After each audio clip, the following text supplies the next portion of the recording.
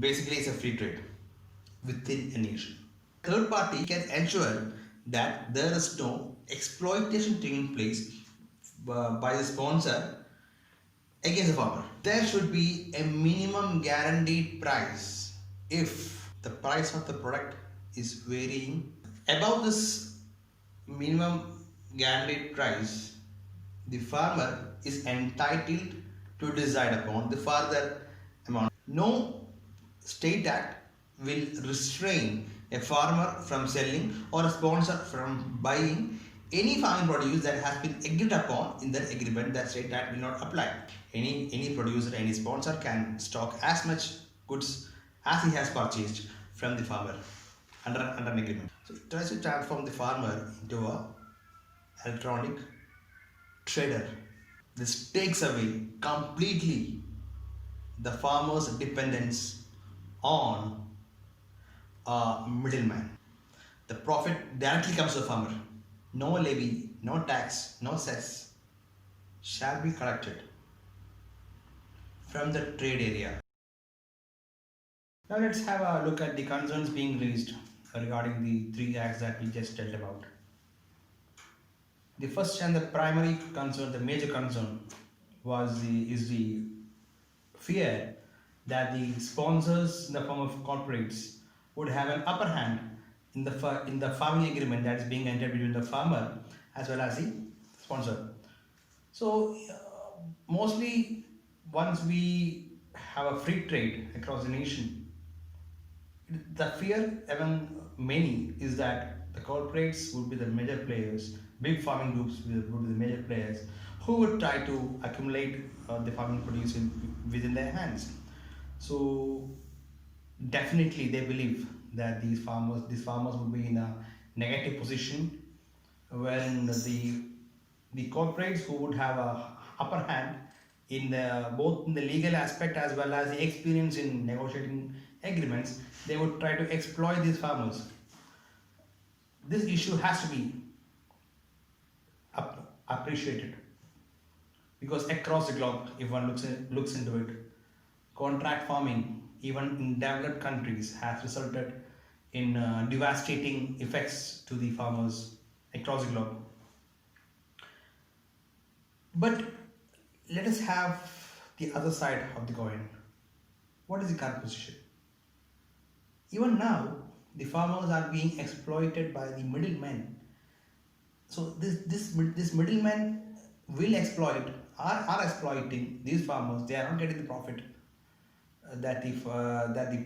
even the middlemen make. The farmers are not getting profit, even the middlemen make. So this imbalance of power in negotiation is definitely going to be there, one way or the other.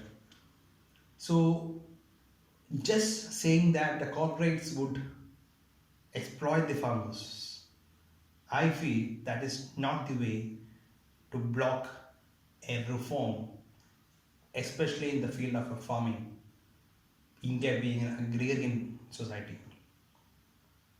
So if there are concerns such as corporate exploitation, then instead of blocking, we need to have a better enforcement of the provisions. That is a solution. You cannot stop a reform fearing that something else will happen. Even now, in the current situation, there is exploitation happening, and for the past 70 years, you are not able to curb it. So why not try a change and try to enforce it in a better manner? That's my personal take. Regarding the same issue, I would try to. There is another hurdle to it. In the same issue, in the case of upper hand of the corporates, there will be the politics that will come into play between the central government and the state government. You see, this is the sad situation of politics in any country, for that matters, especially in India. The central government might be governed by a certain government, by a certain party, and the opposition obviously will object to it for one or the other reasons.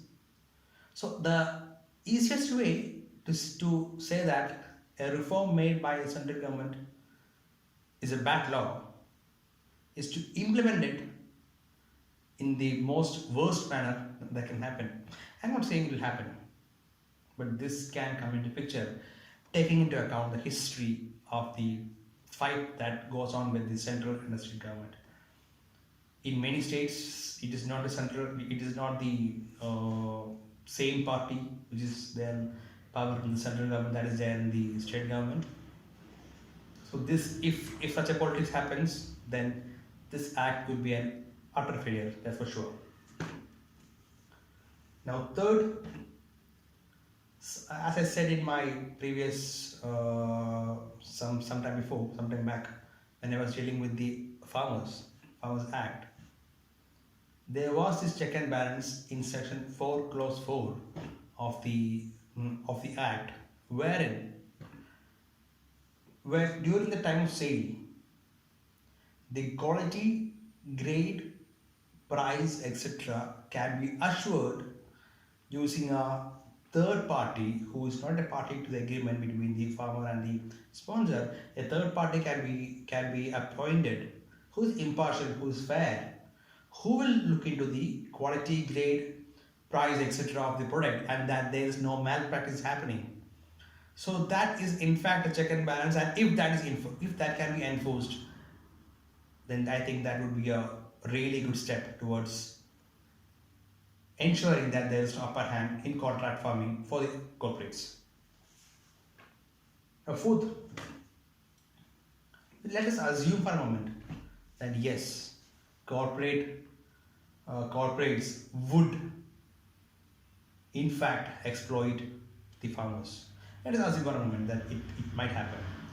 Even in that case, instead of just blocking the act completely, one must try to equip the farmers to ways in which they can be equipped to negotiate better. It can include, especially as given under the act, it can include collective bargaining. The act specifically says about cooperative societies being considered as farmers. That is a big step. According to me, cooperative societies is one thing that should be pushed across the globe, across India. Farmers, in fact, even though India as an agrarian society is one sector which is unorganized, this is a fact. In India, farmers are unorganized. So it's high time that they organize themselves, that they are made aware of their rights, that they are made fully aware of the provisions of the act, of the law, and they should be equipped to negotiate better with the corporates. One. Second, they should be equipped with mechanisms for dispute resolution. They should be very well aware what are the disputes that might arise and how it could be resolved. If these things are ensured, I feel with the removal of the middlemen, I think contract farming can be taken forward. Even though I'm skeptical, I do agree, because since it has resulted in devastating results in different jurisdictions across the globe, but still I believe there is no reason to believe that India will not enforce it in a good manner. So since the act is but it has come into picture, you cannot do anything about it. So let's believe that we can, in the path forward, let's equip them how to negotiate and how they can bargain better with these corporates. Now, the second major concern that has been raised is the withering away of the APMC Act. As I had said earlier, APMC Act is the marketing committee that has been formed under the state law, which in fact collects the farmers' produce and gives them at least MSP, minimum selling price, for their produce. So the fear is that these APMC yards might be completely eradicated from these states, and it might become redundant. But let me give you my viewpoint about it. One, there is no express provision under the Act that APMC will be completely shut down. There is no mention.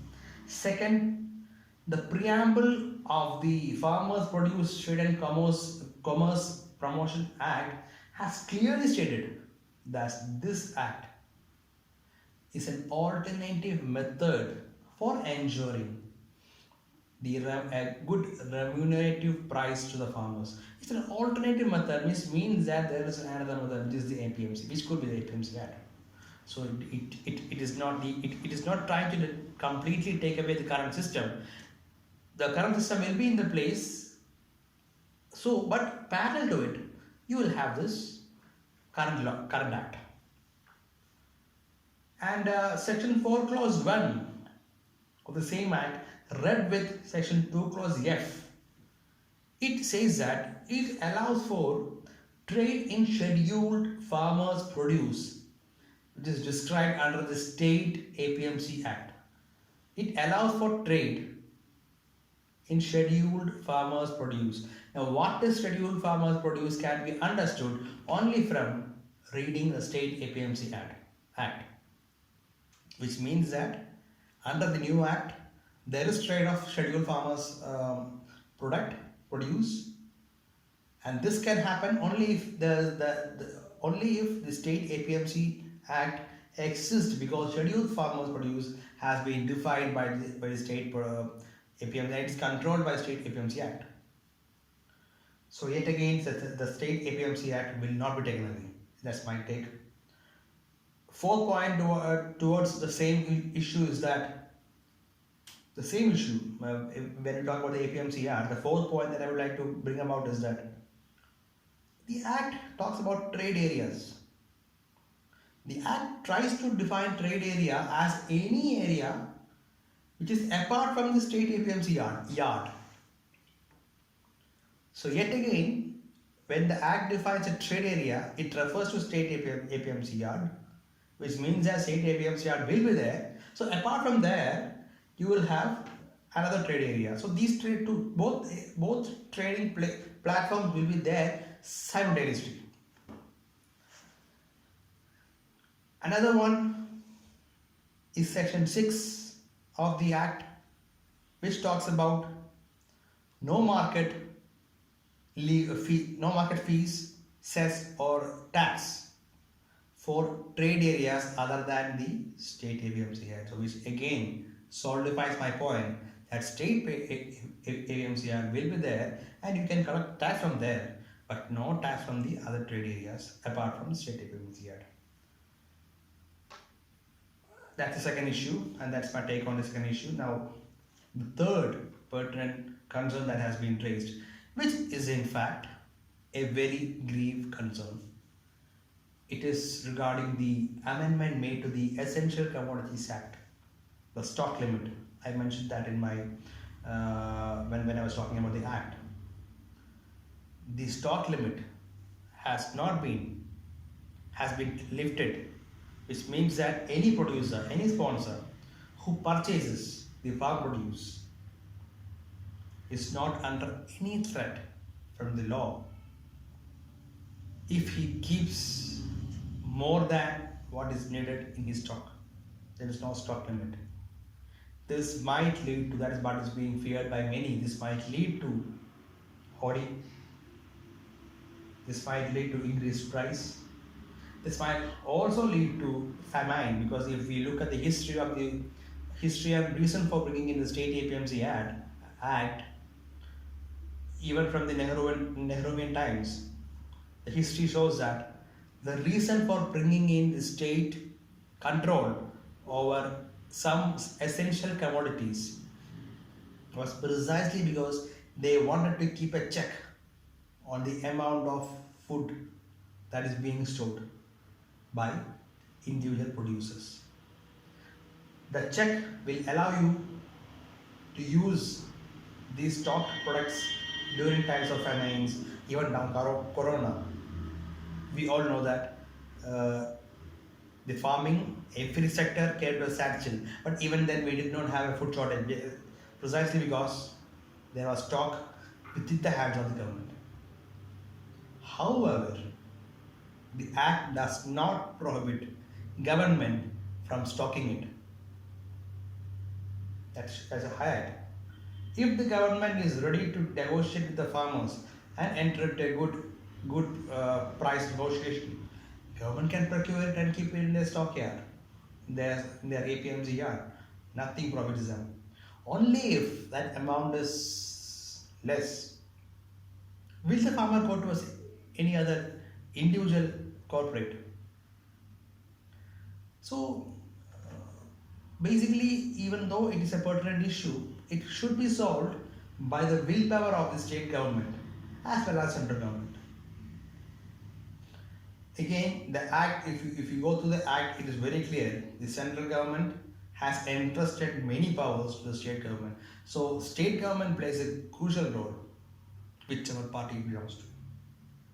They need to play a crucial role if this act is to go out smoothly. The central government should have the willpower to issue guidelines that will help the farmers to frame their agreements, to assist them in framing agreements, to give them adequate legal support. These are some steps that the government, state as well as the central government, should take about. The last concern, which there are many political concerns that is being raised that I am not dealing with, but for me, I'm just raising those concerns which I felt is very pertinent. Will this end? Will the new act end the subsidies given to the farmers in the form of power supply, water, etc., given to the farmers? Will this end? Because the state government practically is alleged to have no role in farming. But yet again, I feel that is misplaced.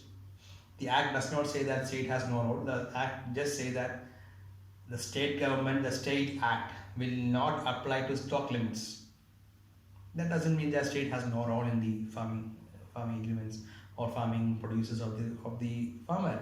Nothing, as I said before, nothing prohibits state government to procure the farming produces of the farmers. So let me conclude my video. This act has many pros theoretically, but practically it's a huge challenge. The implementation part is the most important one. Theoretically, I feel it is a great reform. So the state government, the central government, the enforcement of the act, the roles played by different corporate societies, all these are factors which will definitely decide the fate of this act. If the central government fails to implement, the state government fails to implement, if the politics takes place between the governments, if there is no legal aid provided to the farmers in understanding the act and implementing the act, I fear this act would be a failure. Otherwise, if these things are done, this act would transform the government for the current farming system into a different level. Thank you.